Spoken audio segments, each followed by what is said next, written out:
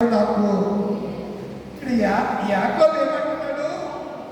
యాకోబు ఏం చక్కగా అన్నాడు కదా, ఏమంటున్నాడు? అది నీ దేవుడు యెహోవా నా ఎందుకు పంపించాడానికి నేను త్వరగా వచ్చేసానని చెప్పి ఇంకా ఇస్సాకుకి డౌట్ వచ్చి, అప్పుడు ఇస్సాకు నా కుమారుడు యాషావు అని నా కుమారుడు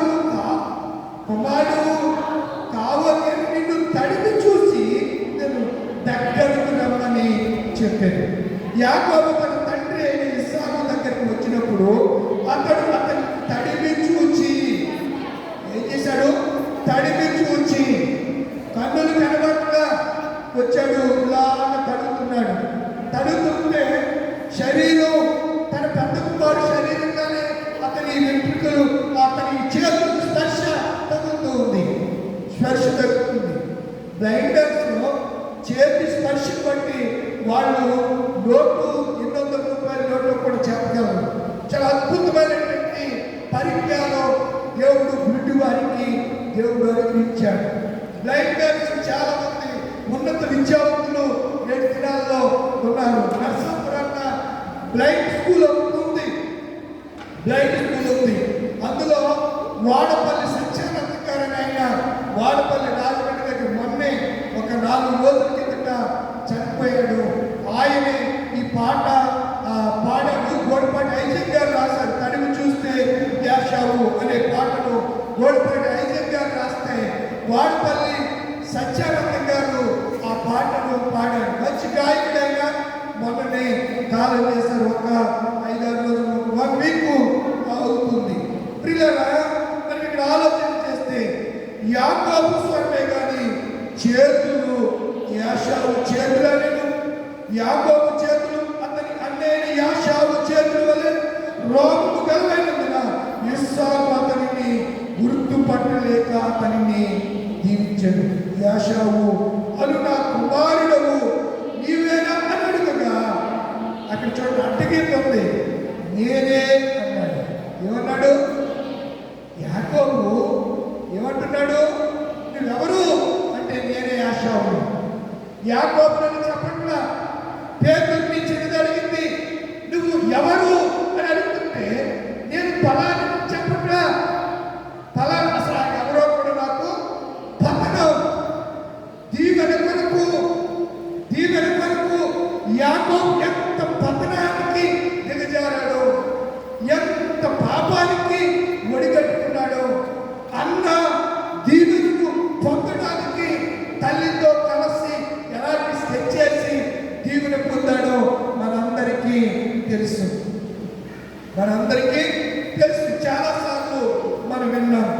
అయితే కీర్తనకారుడు ఏంటంటే ఈ కీర్తనకారుడు 130వ కీర్తనలో ఏమంటున్నాడు? 1వ వచనంలో యెహోవా ఏ స్థలమట?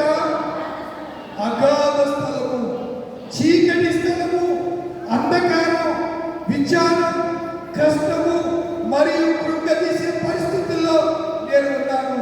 పడిపోయాను, నేను పతనమైపోయాను అని చెప్పి మాట్లాడుతూ ఉంటాడు. ఏమంటున్నాడు? 2వ వచనం, యెహోవా నా ప్రార్థన ఆలకింపుము, చెవి ఎక్కిన ఆత్మకరుడు. కావలి వారు హృదయం కొరకు కనిపెట్టడి కంటే మరి ఎక్కువగా నేను నీ కొరకు కనిపెట్టుచున్నాను. కావలి వారు నైట్ డ్యూటీ చేసే సెక్యూరిటీ గార్డు లేదా సెంట్రీ డ్యూటీ అంటారు. పోలీస్ డిపార్ట్మెంట్ లో సెంట్రీ డ్యూటీ అంటారు. ఆ సెంట్రీ డ్యూటీ చేసే అతను తెల్లవారు కనిపట్టుకుని మెలకువతో తిరుగుతూ ఉంటాడు. ఎప్పుడు తెల్లారుతుందా అని ఉదయం కొరకు ఏం చేస్తాడంటే ఆతృతతో వేచి చూస్తాడు. చీకటిలో దేని కొరకు ఎదురు చూస్తాడు? ఎప్పుడైతే ఉదయం వస్తాడో వెలుగును చూడాలని ఆశతో అతడు ఎదురు చూస్తూ ఉంటాడు. ఈ కీర్తనకారుని యొక్క అనుభవంలో నుంచి మనము చూస్తే నా పరిస్థితి అని పశ్చాత్తాప కీర్తనలో ఒక కీర్తన అని వ్యాఖ్యానకర్తలు వ్యాఖ్యానం చేస్తున్నారు. దేవుడు నిరాశ కోపముల నుండి, నిర్బంధముల నుండి, ఆశలు లేనప్పుడు అది ఆశలుగా మన ఆశలు ఉంటున్నప్పుడు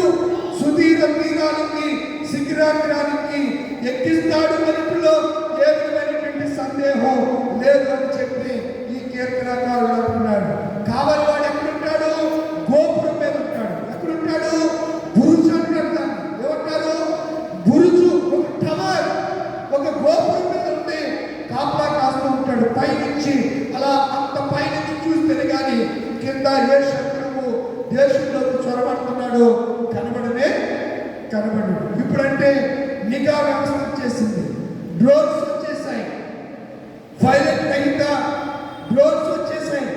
వాటికి అవే ఎంతో ఎత్తుల నుంచి ఎగురుతూ వెళ్ళి ఆ పరిసర ప్రాంతంలో ఉన్నటువంటి వారిని ఏం చేస్తాయి, విజువల్స్ ఫోటోస్ తీసి వెంటనే సైనిక బ్యానర్స్కి అవి పంపిస్తూ ఉంటాయి. వెంటనే సైనికులు ఏం చేస్తారు, ఎలక్ట్ అవుతూ ఉంటారు. పలానా ప్రాంతంలో శత్రువులు పొంచి ఉన్నారు అని వాళ్ళు ఎలక్ట్ అయ్యి వాళ్ళు ఏం చేస్తారు, వెంటనే వారి ఆయుధాలతో సిద్ధపడుతూ ఉంటారు. అలాగనే మనము పడిపోతున్నప్పుడు, పతనమవుతున్నప్పుడు మనల్ని ఎవరు ఈ లోకంలో ఎవరు ఆదుకునేవారు లేరా అంటే నవ్వేవారు తప్ప ఆదుకునేవారు. పడిపోతే భలే పడిపోయాడు, అబ్బా భలే జరిగింది అని సంకలు కొట్టుకొని సంతోషించే వాళ్ళు ఈ లోకంలో ఎక్కువ ఉంటారు. కానీ అయ్యో పడిపోయాడు, లేవనెత్తుదాం, చెయ్యందిద్దాం, మోతుమిద్దాం, నిలబెడదాం, నడిపిద్దాం అనే ఆలోచన నేటి క్రైస్తవ సమాజానికి కానీ విశ్వాసం కానీ లేదు. పడిపోయిన స్థితిలో, పత్రమవుతున్నటువంటి స్థితిలో మనం ఎందుకు వెళ్ళిపోతున్నామంటే కొన్నిసార్లు మన స్వయం నిర్ణయాల ద్వారానే పత్రమైపోతూ ఉంటాం. ఎవరో మనల్ని పడగొట్టు, కొన్నిసార్లు ఇది మనకు పోవడం, ఎవరో పడగొట్టు మన పతనానికి కారణం మనమే. పేదరి పతనానికి పేదరే కారణం, మరి ఎవరు కారణము కాదు. పేదరి పతనానికి పేదరే కారణుడయ్యాడు. ప్రభుతో 3.5 సంవత్సరాల అనుభవం, ప్రభుతో ఎన్నో యేసు ప్రభు చేసిన అద్భుతాలు ఎన్నో చూసిన కళ్ళారా చూసినటువంటి అనుభవం. ఫాల్ ఏంజల్స్ అంటారు. ఫాల్ ఏంజల్స్ అంటే పడిపోయిన, పతనమైపోయిన దూతలు. ఫాల్ ఏంజల్ అంటే పడిపోయిన దూతలు, మనకు వీరి పతనమైనటువంటి దూతలు. ఎవరైనా పడిపోయారు. పరలోకంలో గర్భము ద్వారా ఒకడు పతనం అయిపోయి ఎక్కడ పడ్డాడు, భూమి మీద పడిపోయాడు. నాశనానికి ముందు గర్వం నడుస్తాడు, పడిపోవడానికి ముందు కూడా ఈ గర్వము, అహంభావం అనేటువంటి మనసు కలుగుతూ ఉంటాయి.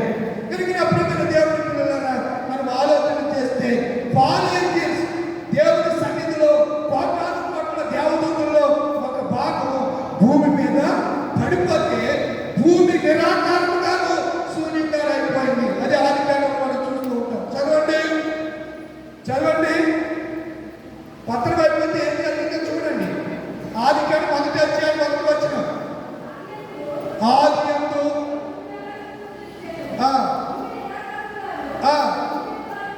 ఎలా ఉంది, ఎందుకు అయిపోయింది భూమి నిరాకారంగా శూన్యంగా ఎందుకు అయిపోయిందంటే దేవదూతుల యుగంలో దేవదూతులు అనే వారు కింద పడినప్పుడు భూమి అంతా ఏమైపోయింది, నిరాకారంగాను శూన్యంగాను అయిపోయాయి.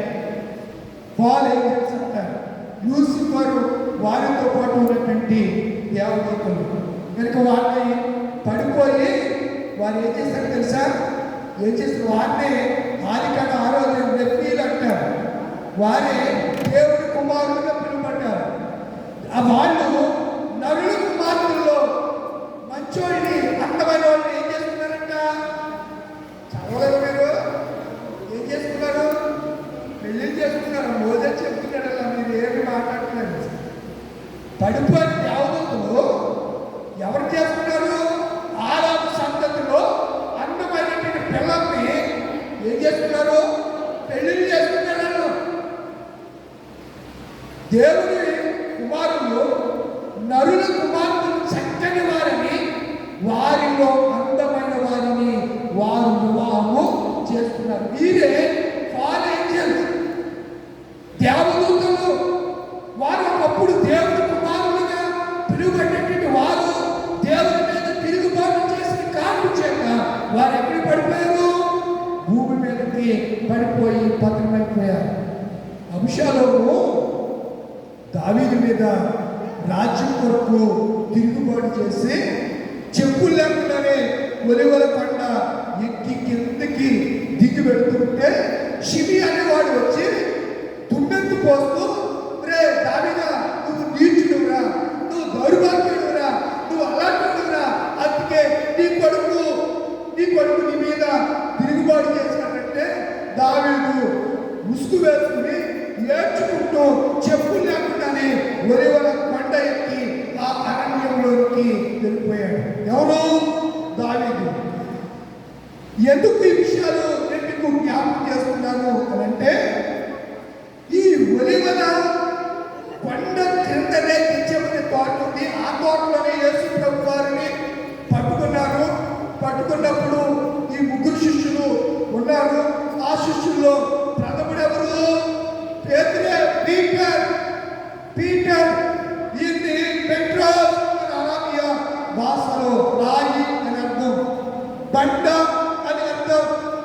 కలిపిన ప్రేమిన దేవుని పిల్లలారా, ఇలాంటి పేతులు అసలు పడిపోవడానికి ఏమైనా సరైనటువంటి అవగాహన ఏముందా అంటే అవగాహన లేదు. యేసుతో ఉన్నాడు కానీ యేసు యొక్క ఆ మృదు స్వభావం అతడు గ్రహించలేకపోయాడు. ఒకసారి వెలుగుబడి పరసంబంధమైన అనుభవాలు రుచి చూచి పడిపోయినడంటే మళ్ళా తిరిగి అటు వాడిని నూతనపరచడం అసాధ్యం. అలా పడిపోయినాడు. కానీ పేతురు పడిపోయినప్పుడు తన స్థితిని జ్ఞాపకం చేసుకున్నాడు. పడిపోయినప్పుడు, పతనమైపోయినప్పుడు, అరే ప్రభు నాతో అన్నాడు, పేతురుని ఇలా చేస్తామని ప్రభు నాతో చెప్పాడు. ప్రభు చెప్పినట్టే జరిగిందని సంతాపపడి ఏడ్చాడండి పేతురు. ఈరోజు పశ్చాత్తాపం లేదు. సంగమ కీర్తనలో పశ్చాత్తాపము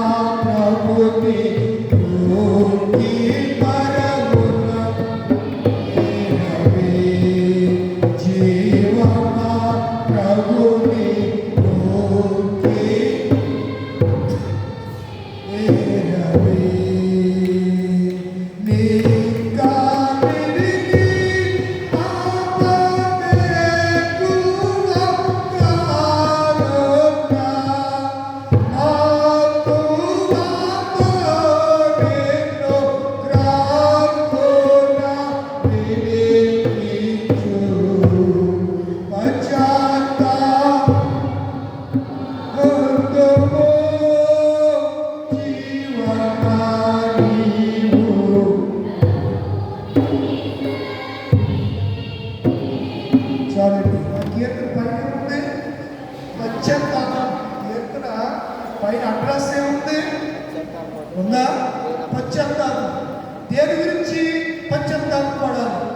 పతనమైపోయినప్పుడు, పడిపోయినప్పుడు, ఏ స్థితిలో నుంచి నువ్వు పడిపోవో అది నువ్వు జ్ఞాపకం చేసుకోవాలి. ఒక మాట నీకు జ్ఞాపకం చేయడానికి ఇష్టపడుతున్నాను. ప్రకటన గ్రంథంలో చూడండి, నువ్వు ఏ స్థితి నుండి పడితివో దానిని నువ్వు జ్ఞాపకం చేసి 3వ అధ్యాయంలో చూడండి. 3వ అధ్యాయంలో కనిపించిందా? ఎన్నో వచ్చిందమ్మా? 2వ అధ్యాయము 2వ అధ్యాయం 5వ వచ్చింది. Very good. నీవు ఏ స్థితిలో నుండి పడితివో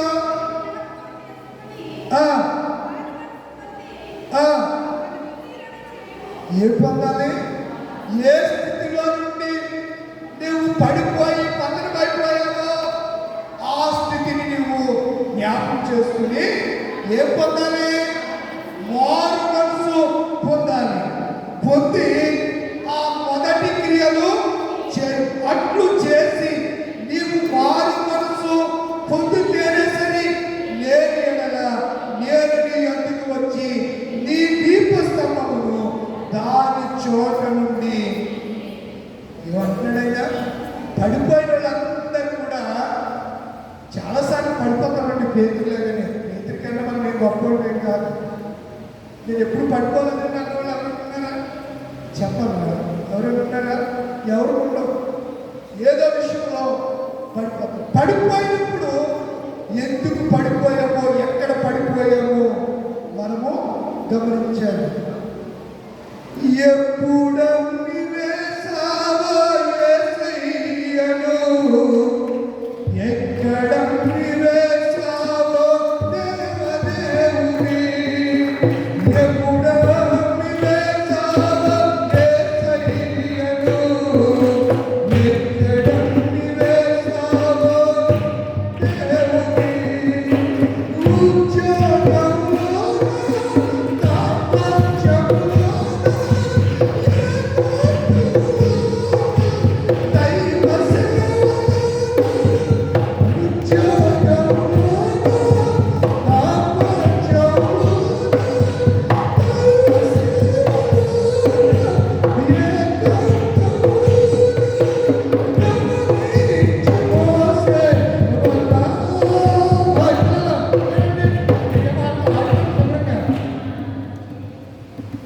బుద్ధి జ్ఞానం లేకుండా సరే.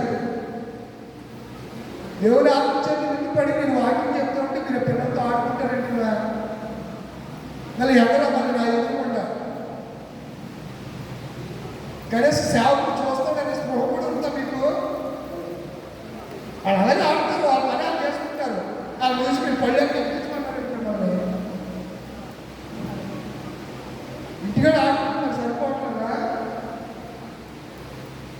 ఇదే పడిపోవటం అంటే, పక్కమైపోవడం అంటే ఇదే. సైతాన్ గారు చిన్న చిన్న ట్రిక్స్ ఉపయోగిస్తాడండి. ఏదో చిన్నది ఉపయోగించి నీ ఏకాగ్రతను నీకు దెబ్బ కొడతాడు. మీకు తెలియదు, వాడి తంత్రాలు మీకు తెలియదు. మీరు ఏమనుకుంటారంటే ఏదో సాతాను తంత్రములు మనము బాగుందని తెలిసిన వాడువై ఉండాలి. వాడు తంత్రం అంటే వాడు ఎప్పుడు పత్రమైపోతామో, ఎక్కడ పడిపోతున్నామో మనం యోచించుకోవాలి, తెలుసుకోవాలి, జ్ఞాపకం చేసుకుని ఏం పొందాలంట? మారు మనసు పొందాలంట. ఒకవేళ నేను పడిపోయానంటే ఆ పంది రకాల బురదలోనే దొరికానంటే దీపస్తంభాన్ని తీసేస్తాడు. ఏం తీసేస్తాడు? రేపు పిల్లలు ఏం తీసేస్తాడంటే ఆయన ఆ పిల్ల ఏం చూడలేదు, ఏం చూడలేదు. ఏం తీసేస్తాడంట? ఎప్పుడు పడిపోయినప్పుడు మారు మనసు పొందకపోతే అక్కడ ఆప్షన్స్ ఇచ్చాడు ఆయన. పడిపోయినప్పుడు పొందకపోతే ఏం చేస్తాడు?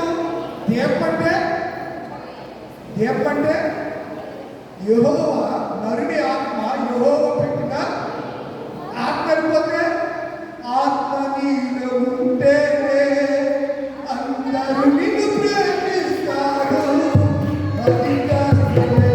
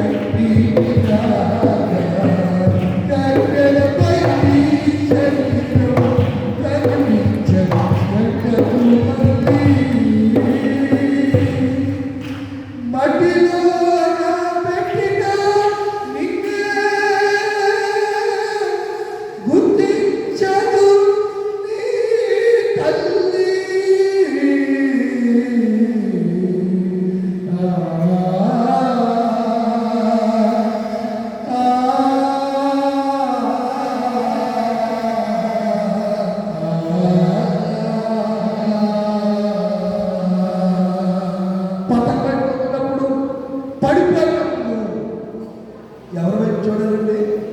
ఎవరి వైపు చూడాలి? లేచి నిలబడదామా? లేచి నిలబడండి, లేచి నిలబడండి. ప్రార్థన చేసుకుందాం. ఈ ప్రశస్త రాత్రి దేవుడు మీతో మాట్లాడాడు. ఎక్కడ పడిపోయావు?